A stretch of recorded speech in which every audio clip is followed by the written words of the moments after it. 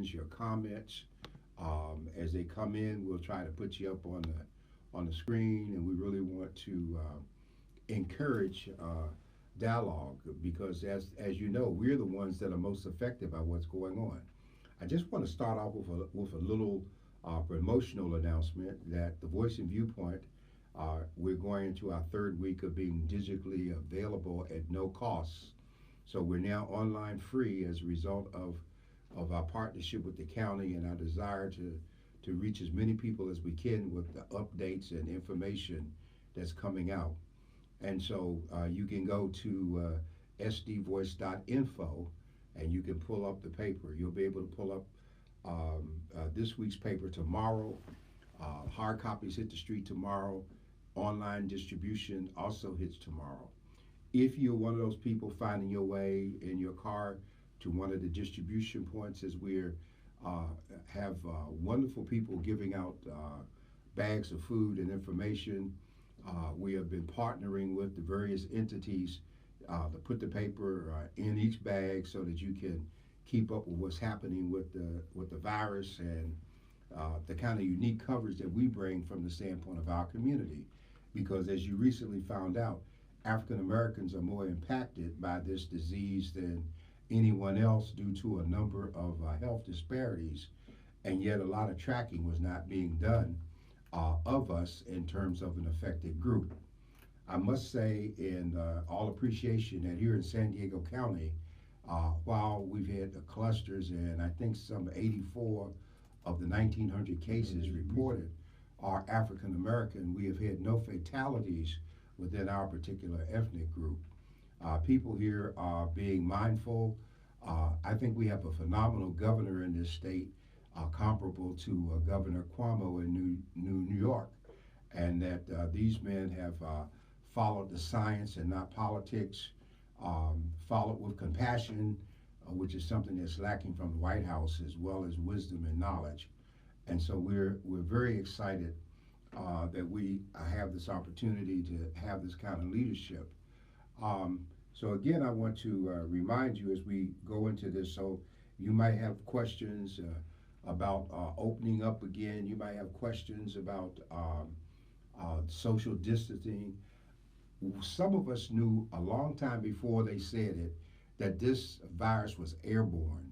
And you could tell it was airborne by the number of people that were getting sick just from being around other people who had the virus without them either coughing or sneezing.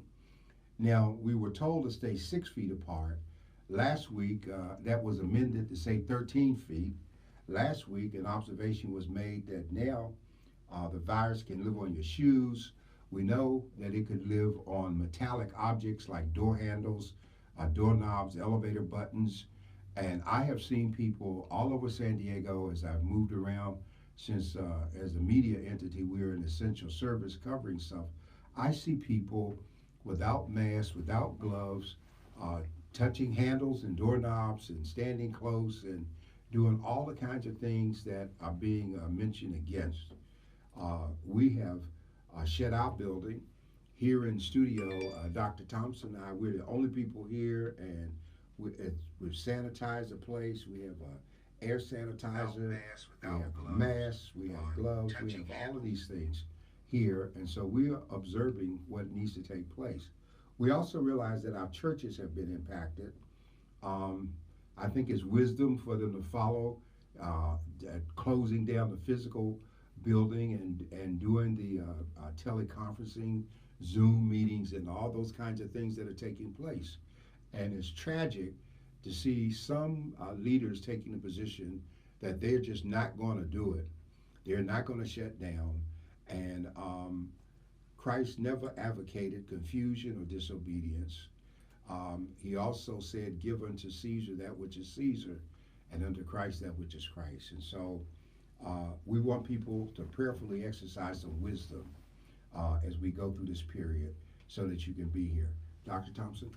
You know, one of the things, Dr. Warren, is that there's so many things that are being said about assembling together. And, we talk many times, especially scripturally, that there will come a time that we would not be able to assemble together, and in some cases, that we would be criminalized if we did. And so we're in that season now, even though it is for our own safety and our own protection. I always, I never seen anybody back before we had these privileges really fight for the privileges. Matter of fact, we had to encourage and really just push people to actually come to church. And Yes. so now that they can assemble in the church, now everybody is saying, having a lot of energy behind it. There was a skit that came out, and in the skit, it said, the devil is having a conversation with the Lord. and the devil basically says, look, I shut down all the churches. Okay. You know what I'm saying? Right. And the Lord responded back, and we went into all the homes. And really did all the homes. All the homes. So while you thought you shut down the church moved to the homes. Right. And because they moved to the homes, we're reaching more and more numbers than you can ever imagine. I think that we have to be in the mindset that even in this time of social distancing and things of that nature, we have to look at the positive outcomes and the positive things that are taking place. One, we're seeing more people literally value going to church now. We see more people actually valuing the assembling of themselves together. And we're also seeing more people tuned in, and where they said that everybody will be able to know about God before end times. And now literally everybody was on social media, and everybody was tuned in. They had a Facebook, they had a Twitter, they had a Instagram, they had a TikTok, they had a Snapchat, they had a for those old what is it, MySpace. They had all this stuff all these years, and so much devilment and so much negative things have come out of it. But can we look at the positive things that are happening now with social media? Well, from a spiritual standpoint, and being a pastor, I look at much of this probably more as a pastor than as a publisher. And what we've seen happening is the enemy used all of the things that you mentioned in social media as a distraction to get people away from God. And this coronavirus has brought folks full circle. They've reached the point where they're tired of watching television. They're tired of texting and all of the other things. And now with the level of deaths that we have, people are finding themselves realizing that we're all vulnerable.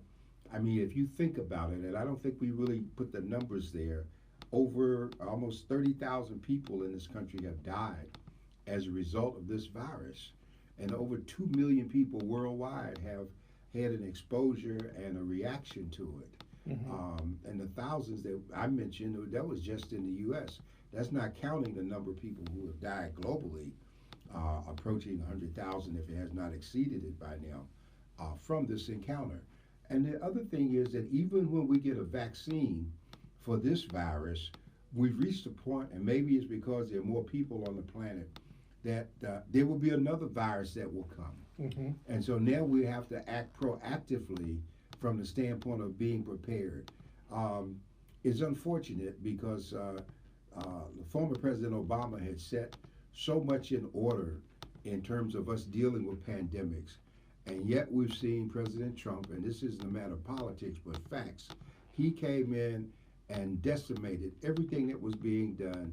He cut the funding for CDC. He dismantled entities. He changed FEMA in terms of direction, funding. And now this week, this man has decided out of anger that he's going to cut off America's support of the World Health Organization. And journalists have made the observation that with us taking that step, China will become the biggest financial supporter of World Health. And we would have stepped back and given China control, then we will be accusing World Health of doing China's bidding. And so this is not the time for that kind of bickering in politics. We also saw this week that someone gave him the fantasy that he could be in control of the governors. Mm-hmm. I think he never read the 10th Amendment to the Constitution about powers being reserved to the states. And I thank God for the governors who've come together and who are making plans for incremental reentry in terms of their areas. And this cannot be something that the president just decides because he is a dollar and cents person to ignore lives. I do believe without the testing and the equipment to do the testing and the vaccine, that if we open too quickly and go back, we can head for another surge and a greater loss of life than we've already had. And so this is a very serious time. I'm watching how we are impacted. African Americans. We saw in Missouri, out of 17 deaths, at 1.14 of them were in our community. Yes. We saw Milwaukee happening, and we see people in places like Louisiana and Mississippi. We got some governors out there that want to open up, and Florida kept the beaches open. Louisiana had Mardi Gras. And now, in that incubation period that's passed, now we're seeing the deaths following the exposure. So it's serious times.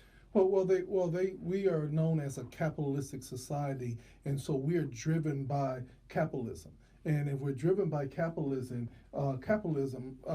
now we're actually at a loss, because the thing that basically makes us one of the strongest nations in the world now is a weakness for us, because we're not able to produce at the levels that we were used to produce, and we don't really know if we have the real controls of even our food supply at this point.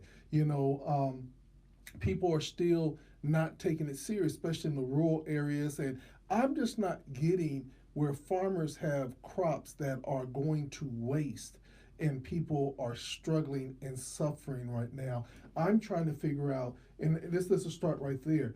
What should America do? What should our government do right now for the farmers that, the restaurants are closed, so they're not ordering food and they're not ordering different things. And so we have all this extra food. How do we then still make our economy work and also make sure that we're not letting food go to waste because of the fact that nobody's purchasing it? Well, it's all a matter of leadership, Dr. Thompson, and this is not the first time we've been exposed to this. Some 50 years ago, in my time on Capitol Hill, we came up with such things as a school lunch program. And what we started doing is, some of us from the inner city remember the blocks of cheese and the powdered eggs. And all those items were a result of the Department of Agriculture, on behalf of the federal government, buying the farm commodities and redistributing them, and buying them in such a way that the farmers still made enough money to justify doing another crop in another season. Mm-hmm. So not only did they do that, but we also saw within the Department of Agriculture leadership in another direction, because, for instance, even in the areas of things like tobacco, which was a big thing before we discovered nicotine and cancer and all the other pieces, we gave subsidies to farmers for not planting crops, so that we wouldn't have an over surplus. Now, you put your hand on something that's happened recently. The dairy farmers have had to pour milk down the drain because they couldn't get it to market. There's a shortage of truck drivers in this country, and at least 4 states made the observation that their Department of Motor Vehicles is closed. And so that means that some of the people who were finishing up their certification to become truck drivers, to add to this, to relieve this 10,000 person shortage of truck drivers that we have, they can't get their licenses. And so now states are being asked to make some kind of provision to open that door so that those schools can get those people on the road. The Department of Agriculture, with the right leadership, could do more in terms of what's being thrown out. The pouring out of milk, the shortage of eggs. And it also came to my attention recently that with the March Madness, there had been some provision to stockpile and prepare to sell about 4 million pounds of chicken wings. And when all of that went south, they only were able to move about 600 pounds, 600,000 pounds. And so we got stuff stacked up. Now, I would take a couple of pounds off their hands. We could have taken it off their hands. You know what I'm saying? And now in South Dakota, we have the problem because the Smithfield, the processing plants, have had, I think, close to 1,000 workers fall prey to this, to the virus, and some people have died. and without the processing. And now they're making it clear to people. Even this morning, they were saying, please don't run out and start stacking up on meat to put in the freezer. There's no shortage of food. The problem is the distribution mechanism has been impacted because those people distributing should have been declared the essential workers the same way as the healthcare and first responders have been. Well, let me ask you a question. We actually have the National Guard. Doesn't every state have a National Guard? Every state does have a National Guard. The Don't they got trucks? The National Guard has trucks. It has personnel. The governor has the ability to activate the National Guard, just as we saw in New York when Cuomo activated the Guard to go pick up the ventilators, so that they made sure nothing happened to them, getting them to New York. The president is not able to reach individually and activate. The president has the capacity to federalize a Guard unit, and when he federalizes, then it moves, the whole thing moves under the control and influence of the regular army. And so when we got through Afghanistan and Iran, so much as how we got through those things was because we were activating units of National Guards for, and even here, for a year and a half to send them to do things. But there's also a requirement that the jobs they have must be maintained. And so the employer can't fire them. Yeah. And so I'm like saying there are some answers to even the trucking issue.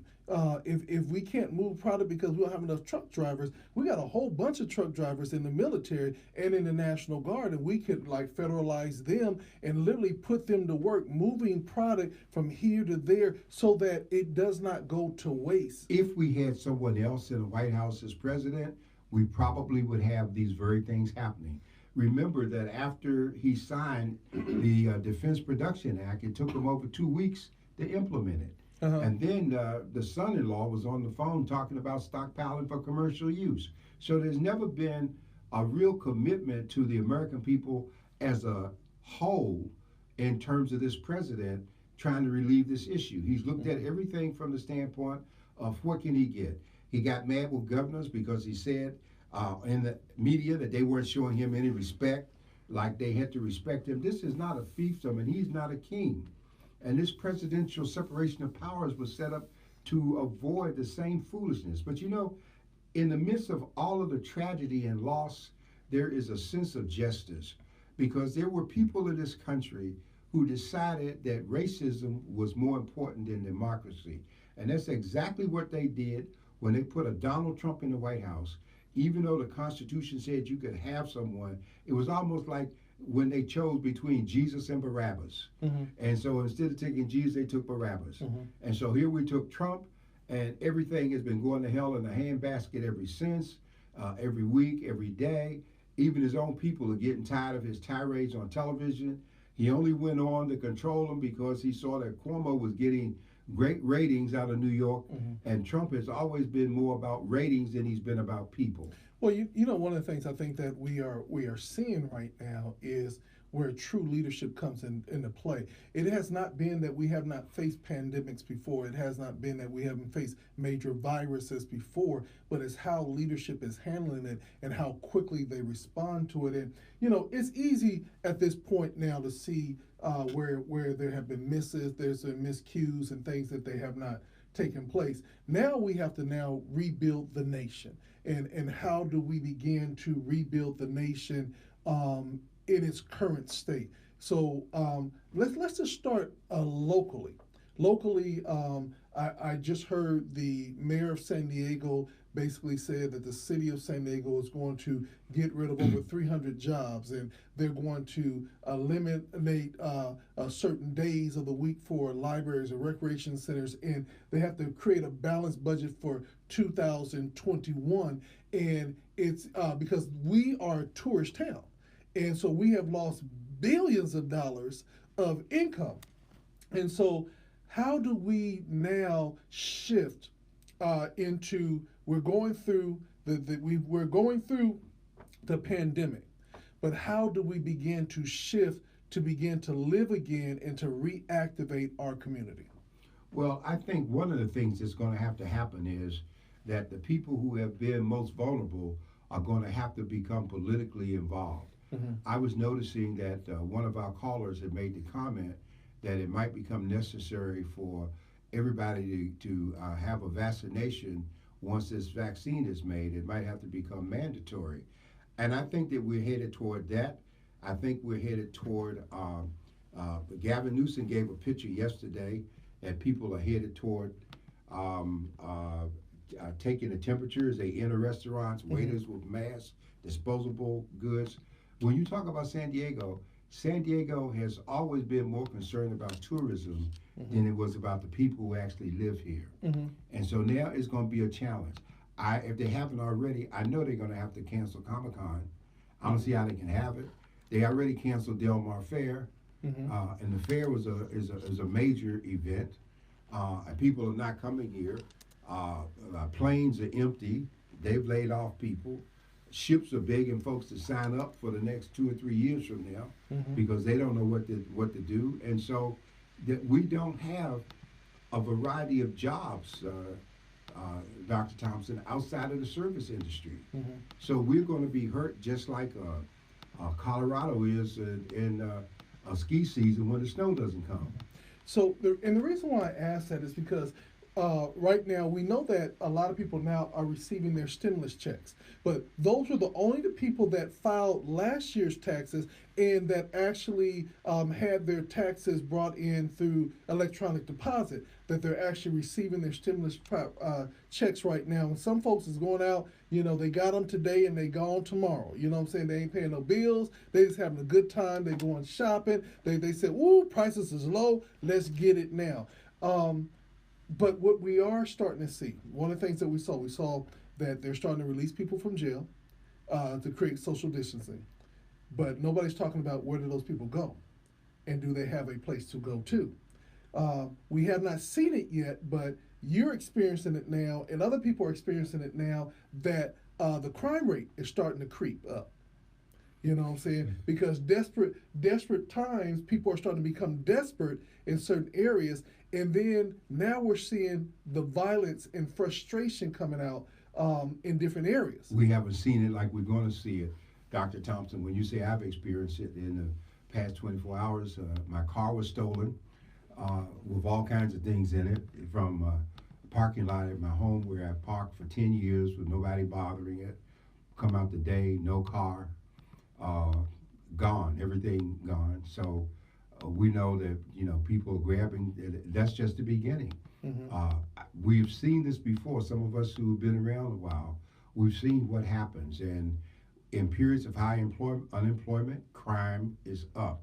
It used to be statistically that when Congress met and talked about high unemployment, they looked at the minority communities and just said that they were just criminals.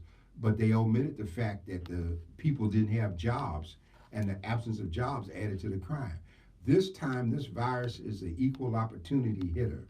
So across the board, people are beginning to feel it. Last week, there was a scene of people in San Antonio, Texas, of 10,000 cars waiting for food. For the past two major distributions at the stadium here, we've had over 1,000 cars a day. In the community where I've helped people putting bags together, we've given away 300 and 400 bags of food at a time at different locations. And people are lining up. It has nothing to do with color. It's all about them trying to eat and to survive. And so it's a very serious time. I thank God that we have some progressive district attorneys like the one here in San Diego who, Summer Stephan, was already working to reduce our prison population before this happened.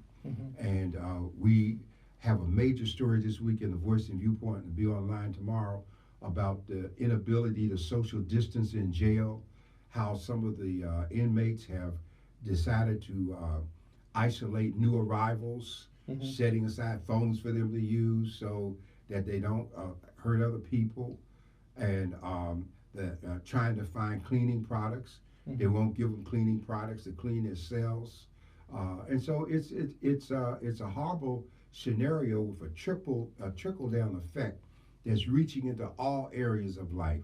and a lot of it we haven't even seen yet in terms of how it's going to reach. Now help me with this, and because I'm struggling with this, and I think America might be struggling with this. What's so difficult about ramping up hand wipes and hand sanitizer? Why is it that it seems like they're on back order? How difficult is it to create these wipes, and why are we on back order, and are they holding out to make more money, to create a demand? It just seems at this point that we should be able to get as much Purell as we want to. Now, Well, you know, that's very interesting that you say that, because before this crisis hit, I was in a certain supply store to pick up something for the paper, and at the counter were these little bottles of Purell sanitizers, and they were in a basket, and they were 50 cents a piece. mm-hmm, And I just grabbed a bag of them just because they were there, mm-hmm, you know, and bought this stuff in advance. So I've never run out because I just saw it and it made sense. The alcohol distillers, some of them have offered to make the sanitizer mm-hmm. since there's alcohol in it. And the word seems to be that production is not the problem, but distribution is the problem. So we're back to this issue again about how do we get the products that are being produced, that are being stockpiled, how do we get it from the point of production to the stores where people actually need to have things. We got a gasoline surplus right now. And even though they just said today that the refineries have cut back in California, there's still a surplus of gas. Prices now are down to like $2.87 here, mm-hmm. Which is just unbelievable considering that back east it was always under $2. And people are not traveling.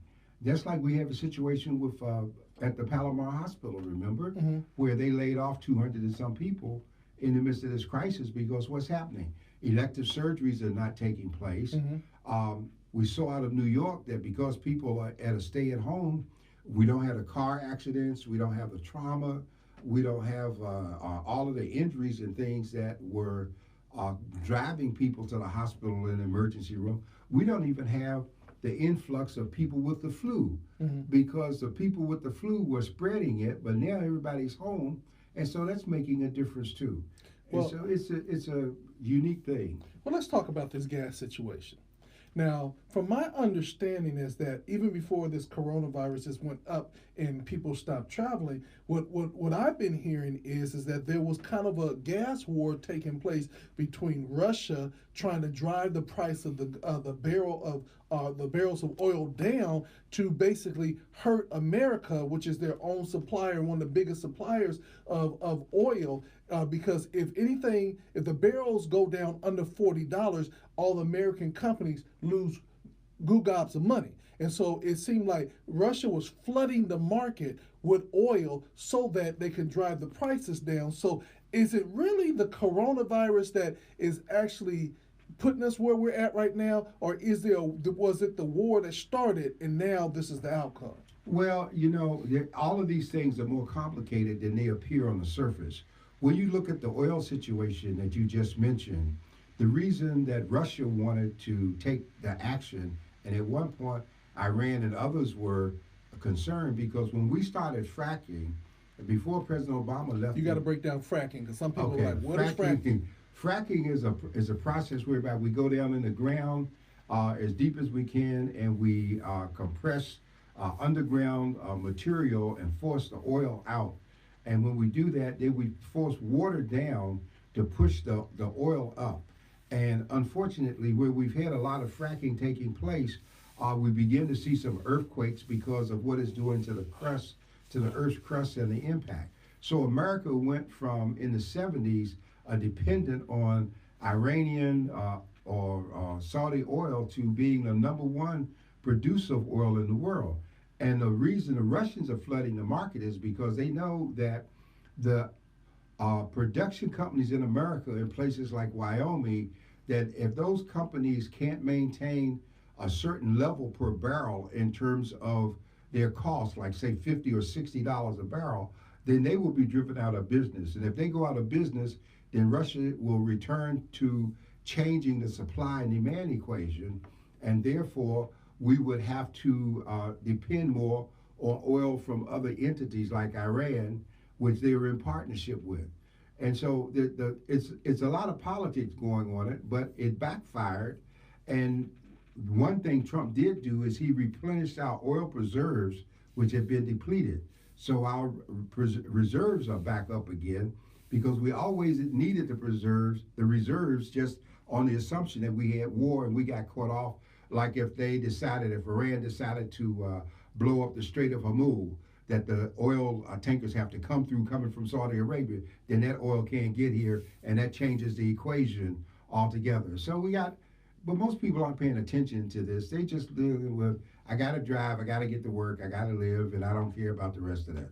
Yeah, and so, I think during this time, really people are going to have to be really spend time educating themselves, because there's a cause and effect of everything that is taking place at this point, and we have to ask the question what it is. Now, here's the thing. People are still saying that this virus is man-made. What's your take on it? Well, it doesn't matter if the virus is man-made, gorilla-made, rabbit-produced, hatched out of egg. The same thing is happening. People are being infected. People are dying.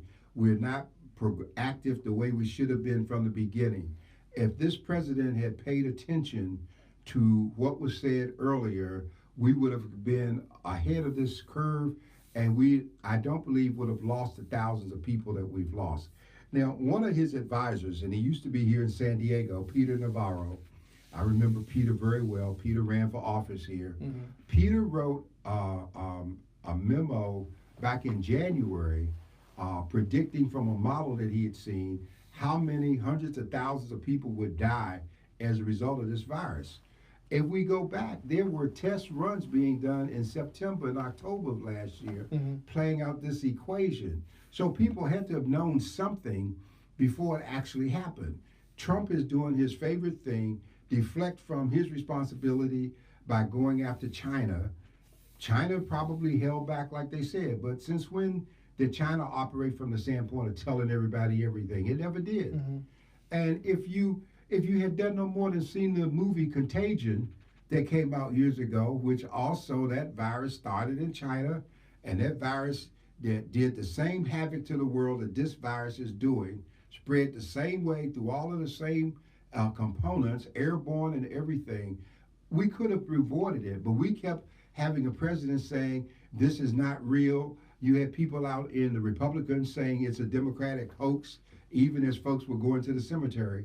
And so it's the insanity mm-hmm. that we are suffering the highest numbers of infection and death because we are undisciplined people who don't want to hear anyone tell us what we can't do. And so because of our ignorance, as the word says, our people perish for lack of knowledge. And that's exactly what's happening. So here's the thing, and this is the thing, maybe I don't understand government. Maybe I don't understand how the rules and regulations work. But doesn't there have to be a corroboration for the president to shut it down like this? Because, we keep on talking about Donald Trump because he is the president. But there was still Pence that was there. There were the State Department. There were all these other people that did not speak up and check, oh boy. So if you don't check the president, and maybe I'm wrong, maybe everybody's worried about their job or how it's going to look, but why is this one man? It's like, I'm trying to figure out, how can one man have so much power and ain't nobody got enough strength to go up against him? Well, he don't. Let me put on my old university professor of government hat to explain part of what takes place. Under the Constitution, Articles 1, 2, and 3, you got the legislative under 1, the executive under 2, the judicial under 3. What you have in the amendments to the Constitution, you have the 10th Amendment, which says that all powers not given to the federal government by the Constitution are reserved to the states. Mm-hmm. So this means that the president cannot go into a state and superimpose his will on the state. Mm-hmm. So here's what's happened on this issue. Over the years, what Congress has done is it has made programs available like Medicare to the state. And what it said is that let's take the Affordable Care Act as a perfect example. That if you don't take the funds that are due your state under the prorated distribution based on the census, which is what we're doing now, then we will impose penalties on you with higher costs that will make it prohibitive because you to do business in other areas because you didn't take it. Mm-hmm. So you see, it gets to be a choice. It's not that they have to, okay, but the consequences of losing federal dollars has always been an incentive for states to reconsider getting on board with a federal program. Mm-hmm. This situation does not involve that. This situation involves the president trying to usurp Articles 2 and 3 and the 10th Amendment and say that I'm in control, like Haig did when the president got shot. He wasn't in control. Yeah. But he had read the document. And so that's what we have, people trying to be in control. Trump does not have the power. Mm-hmm. He could have played a major role by being the one to gather up the PPEs that we need, the personal protective equipment, going into the marketplace. Perfect example. Years ago, when Bush was negotiating with the pharmaceutical people for a drug prescription plan, he didn't do something that Canada did. Canada negotiated on behalf of the state, and when you buy, in large volumes, you can get a reduced price. Mm-hmm. What Bush did, because of their Republican friends who own the pharmaceuticals, he negotiated a large amount at the highest price so that the pharmaceutical people are making as much money as they can while we lose. Mm-hmm. And this is the same mentality that Trump wants to bring to this picture. Remember, he was trying to include cruise ships and hotels in the business when the cruise ships are not even under the American flag. We don't own them. Well, see, that's just real funny to me because, if I own hotels and if I own cruise ships and I was one of these big billionaires that's making all this money, right now, me and Mr. Trump would have serious beef. You know what I'm saying? And we would be having some backdoor meetings right about now saying, look, we put the boy in there and now he done messed us all up. And, our industry's going bad. We just going to have to shift this. But just recently, I just heard that the WWE, let me just get this out here because I just got this today and it just hit the news and it was about the WWE. Let me see if I can get it right quick for you. Well, while you're doing that, let's understand something about corporate America, and I say this very often, especially to people of the community.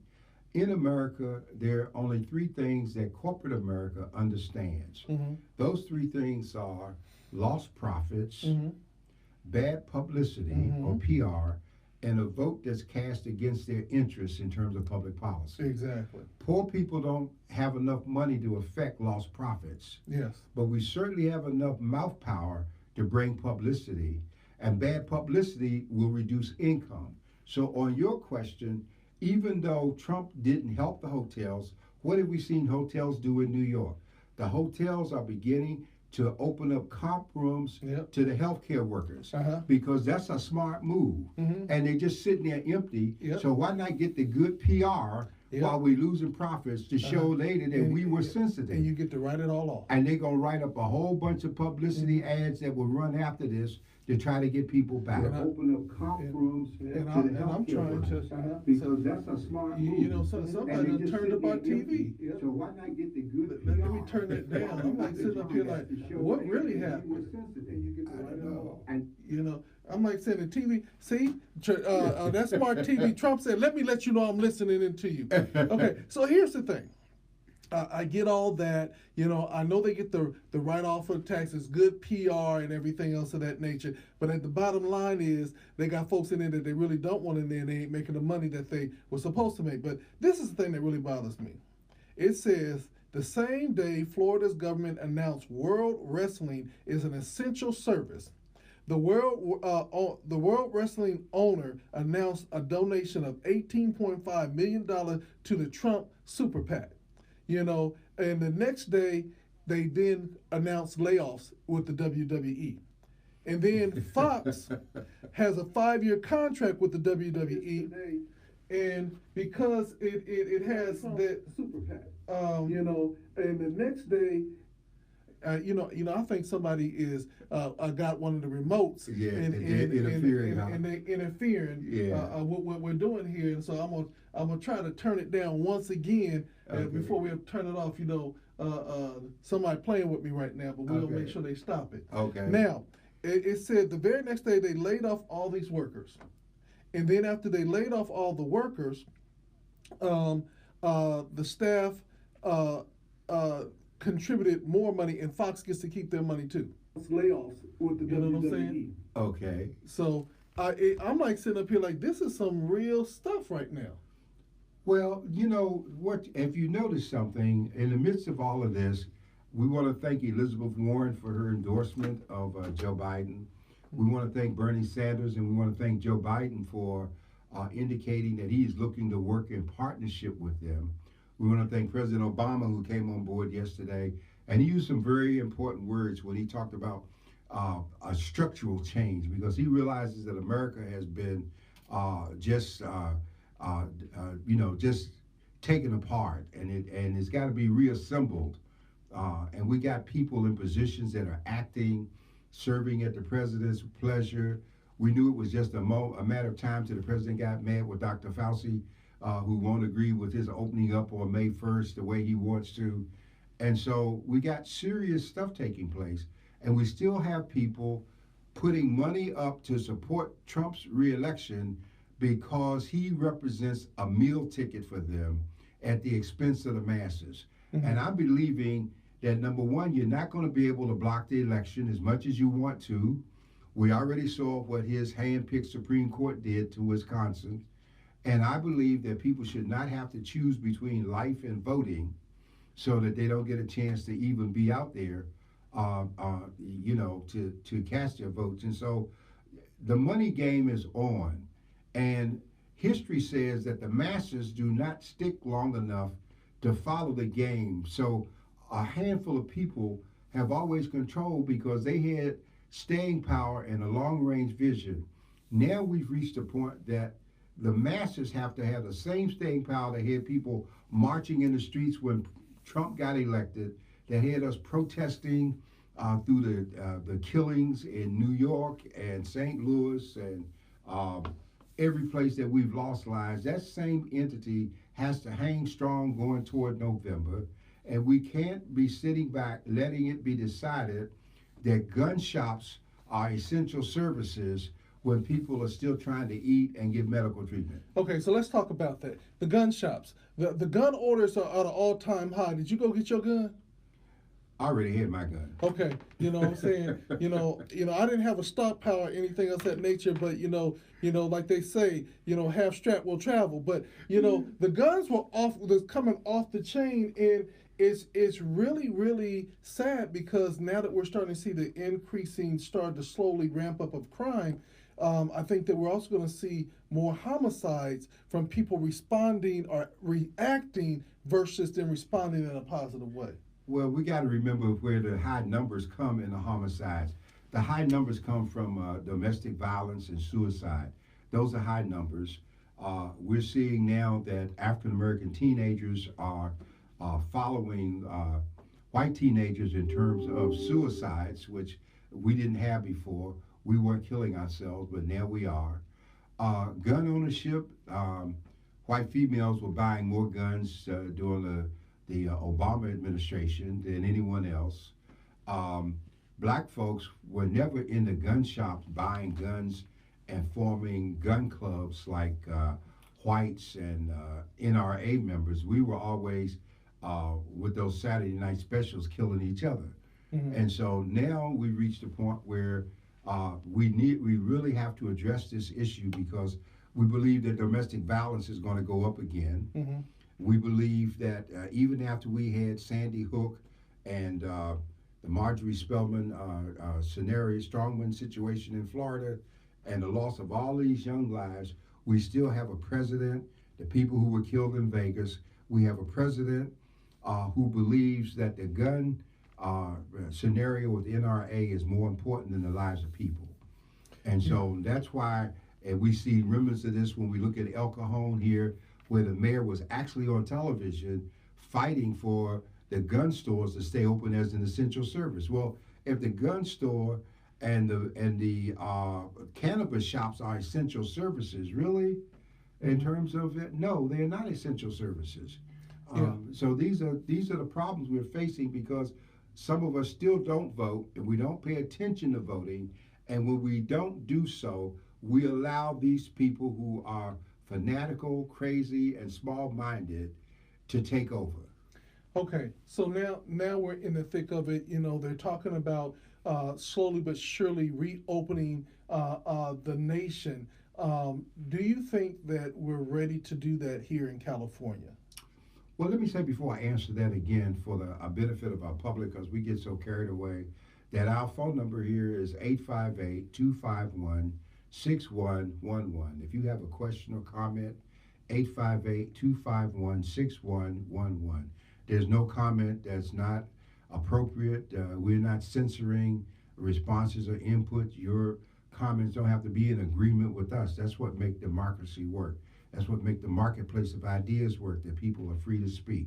You may also connect on God Radio 1, number1.com, and follow us on Facebook and YouTube.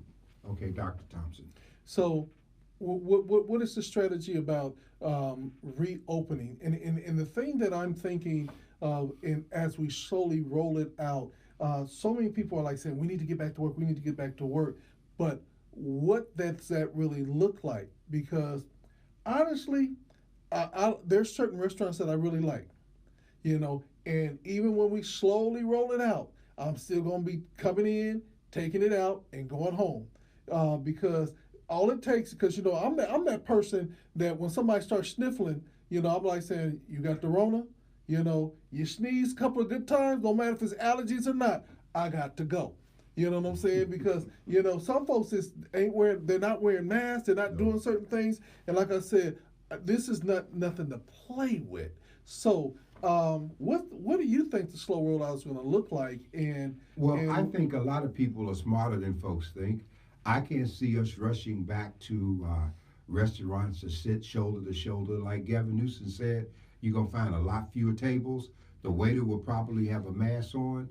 The people will probably greet you at the door to check your temperature, like they're doing in China. If your temperature is up, they're not going to let you in.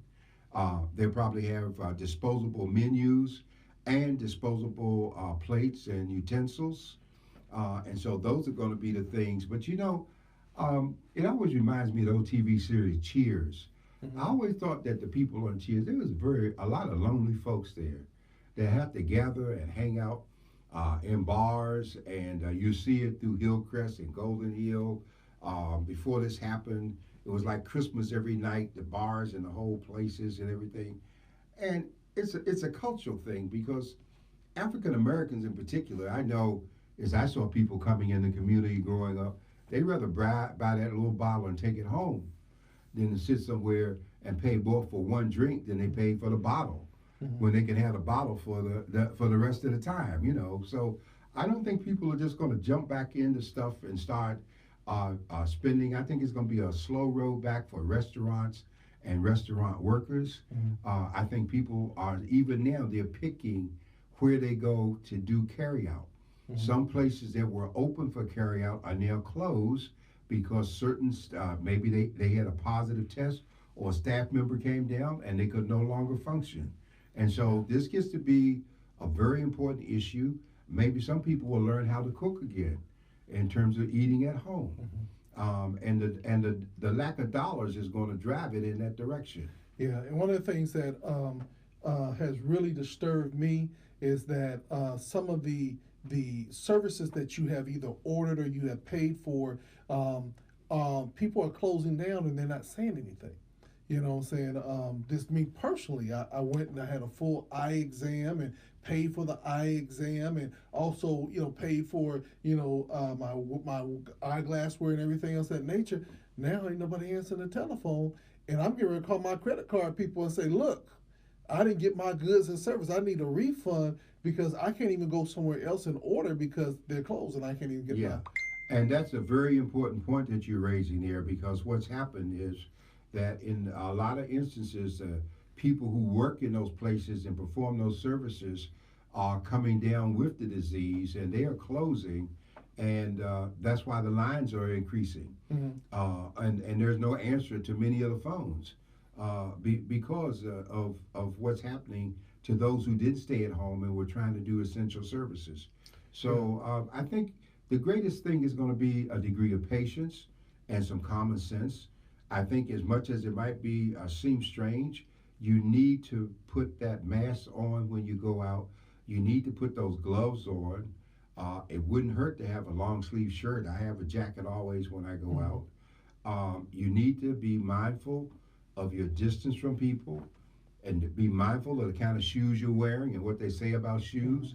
Don't forget and grab a gas pump or a door handle with your hands when the virus can live on metallic objects for at least 3 to 6 hours and can live airborne for a number of hours. And that's why the mask is important. So, you know, we keep saying, if not for yourself, protect somebody around you. Yeah. Don't pass it on. And this is very real. One of the things that, you know, I'm going to be exploring over the next week or so is I'm really curious of what our holistic physicians and doctors are talking about how to fight and to recover from the coronavirus, because I still believe that the cure is already at hand. We just got to ask the right people. Well, you know, the Bible always says herbs for the healing of the body. And we know that there are certain herbs and plants that make a difference. I know, for instance, for people who have immune issues and often with cancer, one of the things that's very helpful is red clover tea. To take the flower and crush it and heat it, and to drink that every day, along with maybe some aloe vera juice. And so but these are things that people just can't jump on. These are things that represent, you know, like a lifetime of learning and exposure. And I think that people need to understand, if they're looking holistically, that holistic remedies do not work like medication. Holistic remedies build over a period of time. And so you just can't rush into revamping your immune system. You've got to be mindful of how you're eating, what you're doing, are you exercising. Sometimes you might not be able to do anything but just stand and do deep breathing, because deep breathing will oxygenate your blood and it will make you feel better. And so everything does not cost money to practice, but we need to start using some common sense. And I want to say to Black people in particular, I am so concerned because on the one hand, we're complaining because they say we're dying more and they weren't telling us. But on the other hand, we say, well, we got health disparities because we got high blood pressure and we've got type 2 diabetes and heart trouble and stroke. But a lot of what we have is a result of our own inability to make the right decisions. It's not all about money. You know, no one makes you buy that $10 pack of cigarettes. No one makes you eat all that candy or live off of KFC and Popeyes. All of these things impact your health. No one makes you have a McDonald's big breakfast with 2,100 calories, all that you need in a day in one meal, and then you're going to be coming back 2 or 3 more times. So we have to understand that all discipline is not an extension of slavery, and that we are responsible first for our lives. And if we make right decisions, who do they sell malt liquor to? Who buys the most in terms of Newport and Cools, menthol cigarettes? And here we're talking about our right to smoke cigarettes. Yeah, you got a right to die too. But how about the people that you're responsible for? Should they suffer? Well, my last thing I want to say is that I still want to encourage people that we must work together. You know, in the community growing up, they said snitches get stitches. But I've been seeing a whole bunch of snitching going on within our community, telling on folks about, well, they got more than 10 folks. There's 11 over there, calling the cops and the different things. We got to do better. You know what I'm saying? We got to talk to one another, and we need to be in a help mode and not be in this petty mode of always trying to downplay. Now, I'm just going to be real. there's some people in this industry right now that is making some dollars. Oh yes, You know what I'm and saying? people, there are always going to be people making money on tragedies and situations. You know, when we had the Vietnam War, it took them a while to slow it down because the people making body bags were doing so well. Uh-huh. And so this is it, and so people look to see where's the money going to be, and they follow the money in terms of what they do. Mm-hmm. By contrast, those of us looking for jobs, there are jobs that are available right now. Mm-hmm. According to the latest report yesterday, listening to Workforce Partnership talk about the number of jobs that were available, and then people are saying they can't find work. People got to restock these shelves and Mm-hmm. do things. So it's a question of survival, and I hope that people who need to work are looking for jobs and not positions so they can meet their needs. One of the things that was really sad is that I had a friend of mine who had 100 jobs in the medical field making medical equipment with no experience necessary. You just had to make sure that you could pass the I won't say the criminal test, but you know, the drug test and things of that nature, and they would put you to work immediately. And she had to still looking to have people, and so people are saying that they want the job, but a lot of them like saying, "I rather get that unemployment because I can get that unemployment, and I'm gonna actually make more money than if I would actually go to work." Well, you know, again, most people would still rather take care of their family and themselves, and I don't think that everybody's looking to sit back and just get a free check. Yeah. These checks are going to be arriving as late as September, and this is just April. Yeah. And so somebody's going to have to do something in between. I guess you said earlier, and maybe I'm one of the early victims, the crime is up. I hope no one else's car is stolen as mine was. And I hope that we begin to be more conscious of our homes, our locks on our doors, and the things that we go out with, our bags, so that people can't just run along and snatch things. And so it's just some are trying to survive, and others are just seeing opportunities. And we need to be mindful, maybe, that we can help each other. Well, I'm gonna pray that the Lord brings back your car. You know, I'm gonna call some friends up and see if we can get a location on it, Yeah. and get a retrieval back as soon Yeah. as possible. Well, Dr. Warren, our time is far spent. Any final words? My final words are that, you know, worship is still an order of the day. We've gone to online worship services, our broadcast. I want to do kudos to GOD Radio 1 for the outstanding job they did at Mount Helix with the Christmas service. That was an important place Easter to service. be. The Easter. I mean, the Easter service. Yeah. I'm thinking Christmas. The Easter service. It was great, and it was televised and streamed, and they did a lot to make that happen. And so we are following it. We're doing service online at Eagles Nest. If you have a pastor that's trying to get people to meet, just try to stay home. Mm-hmm. And call in if you have to, and don't expose yourself of your loved ones needlessly.